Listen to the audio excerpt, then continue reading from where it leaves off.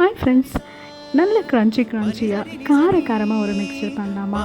அதுவும் எந்த கலர்ஸ் இல்லாமல் நீங்கள் ஒரு டைம் பண்ணிங்கன்னா கண்டிப்பாக இன்னொரு டைம் பண்ணுங்க கேட்பாங்க. வாங்க மெட்ராஸ் மிஸ்டர் எப்படி பண்ணலாம் தோளில் சாய்ந்தால் போதும் சாரல் பாடும் சங்கீதம் கால்கள் தாளம் போடும் தெரிந்த பிறகு திரைகள் எதற்கு